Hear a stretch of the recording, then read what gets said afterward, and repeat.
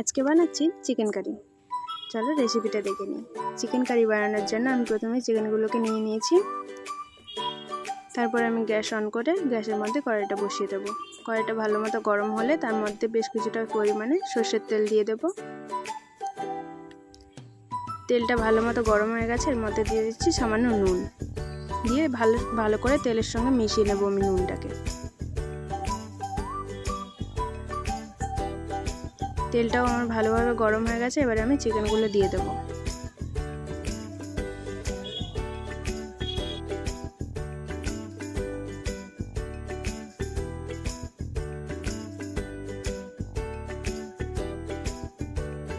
চিকেনগুলো দিয়ে ঢাকা দিয়ে ভালো করে ভেজে নেব।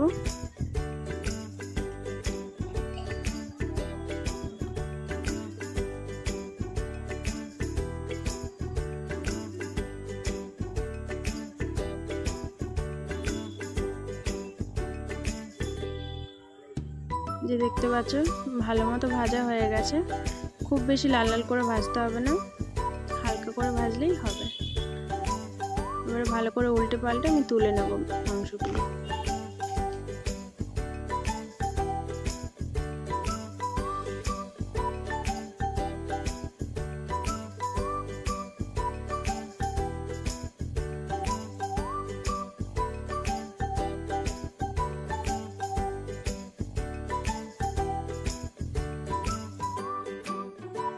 এগুলো তোলা হয়ে গেছে, এবারে পরপর আরও যে চিকেনগুলো ছিল সেগুলোকে আমি দিয়ে ভালো করে ভেজে নেব।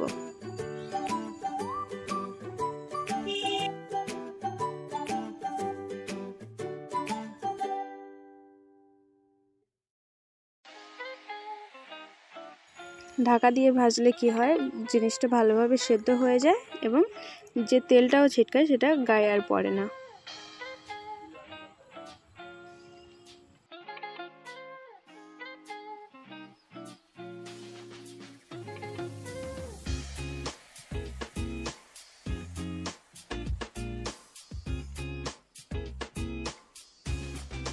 এগুলো ভাজা হয়ে গেছে ভালোভাবে, তুলে নিয়ে আরও যে পিসগুলো ছিল সেগুলোকে দিয়ে ভালোভাবে ভেজে নেব। এগুলো হয়ে গেছে, আমি তুলে নিচ্ছি।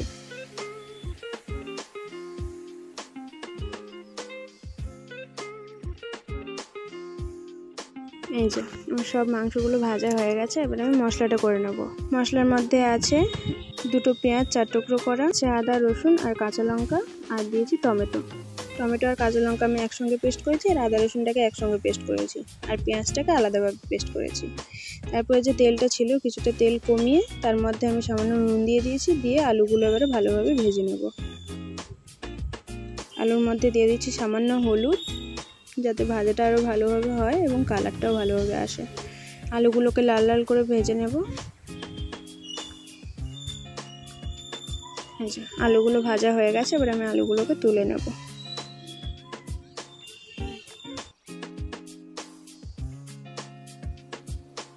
আলুগুলো তুলে নিয়ে আমি ওই তেলের মধ্যে দিয়ে দেব 2 লবঙ্গ, বেশ কিছুটা দারচিনি ছোট ছোট টুকরো করে, আর দেবো একটা এলাচ ফাটিয়ে দেব।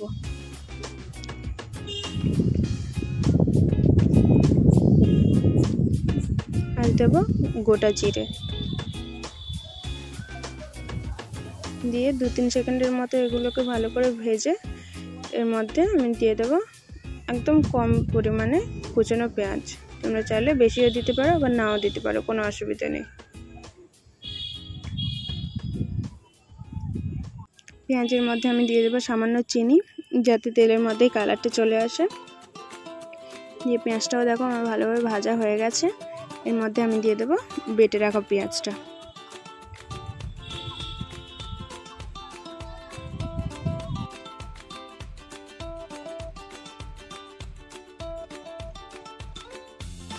পেঁয়াজটাকে ভালোভাবে কষিয়ে নেব, যাতে পেঁয়াজের মধ্যে যে জলটা আছে সেটা ওই তেলের মধ্যে আস্তে আস্তে মরে যায়। যখনই পেঁয়াজের জলটা মরে আসবে তখন বুঝবে যে পেঁয়াজটা ভালোভাবে কষানো হয়ে গেছে।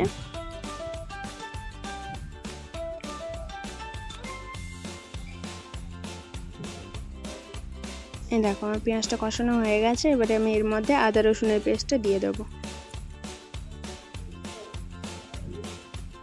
দিয়ে এটাকে সবগুলোর সঙ্গে ভালো করে মিশিয়ে নেব।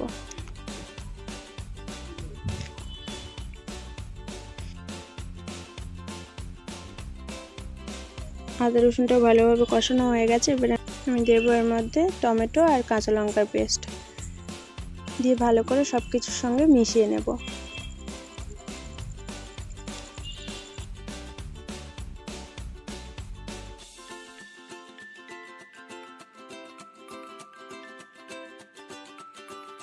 সব মশলা ভালো করে কষাতে কষাতে এর মধ্যে আমি শুকনো মশলাগুলো দিয়ে দেবো নুন পরিমাণ মতো, তারপরে দেবো হলুদ, তারপরে দেবো কাশ্মীরি লাল লঙ্কা।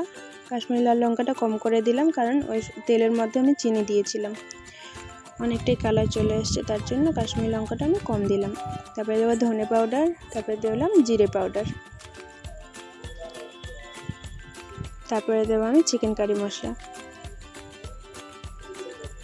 দিয়ে সবগুলোকে ভালো করে মিক্স করে নেব।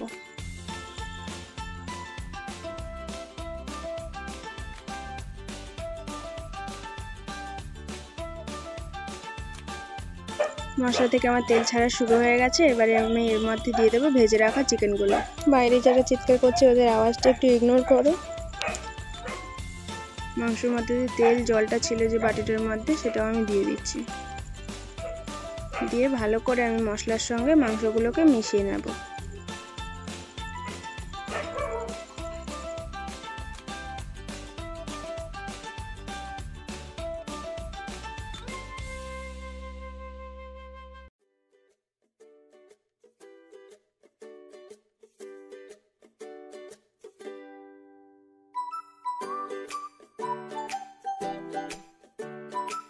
যেহেতু আমি মাংসটা ভেজে নিয়েছি তো মাংসটাকে বেশি কষাতে হবে না, ঢাকা দিয়ে দিয়ে আস্তে আস্তে কষালেই হবে। আঁচটা মিডিয়াম রেখে আমি ঢাকা দিয়ে কষিয়ে নিয়েছি।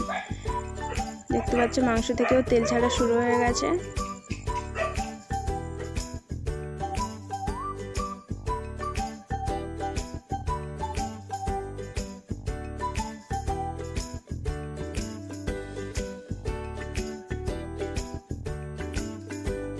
তোমাদের কাছে যদি নর্মাল আলু থাকে তো তোমরা প্রথম থেকে মাংসটা দেওয়ার সময় থেকেই আলুটা দিয়ে দেবে। আমার কাছে যেহেতু চন্দ্রমুখী আলু আছে তো আলুটা তাড়াতাড়ি সেদ্ধ হয়ে যায়, তাই আমি মাংসটা অনেকটা কষানোর পরেই আমি আলুগুলো দেব। আলুগুলো দিয়েও ভালো করে আমি মাংসের সঙ্গে মিক্স করে নেব।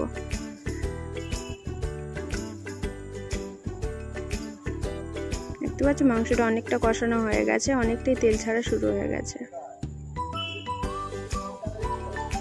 যেহেতু আমার মাংসগুলো ভাজা ছিল তাই তাড়াতাড়ি কষানো হয়ে গেল আর তাড়াতাড়ি তেলও বেরোনো শুরু হয়ে গেছে। আবারও ঢাকা দিয়ে কিছুটা সময় হতে দেব। দেখতে পাচ্ছ অনেকটা তেল ছেড়ে দিয়েছে, আমার মাংসটাও কষানো হয়ে গেছে। এর মধ্যে আমি দিয়ে দিলাম গরম জল।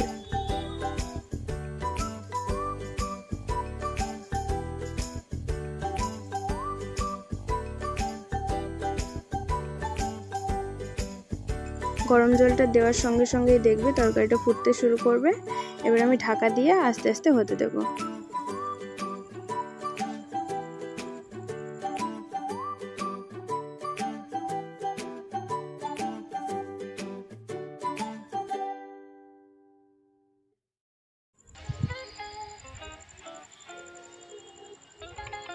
আলুটা এখনো হতে বাকি আছে, তাই আমি আবারও ঢাকা দিয়ে দিয়ে আলুটাকে সেদ্ধ করে নেব।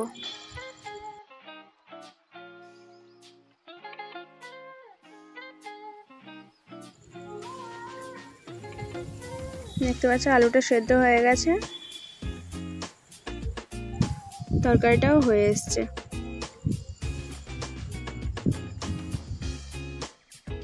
তরকারিটা নামানোর আগে আমি সামান্য গরম মশলা ছড়িয়ে দেবো এর মধ্যে।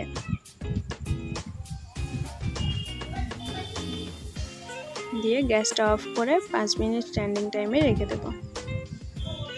এই দেখো আমার চিকেন কারি রেডি।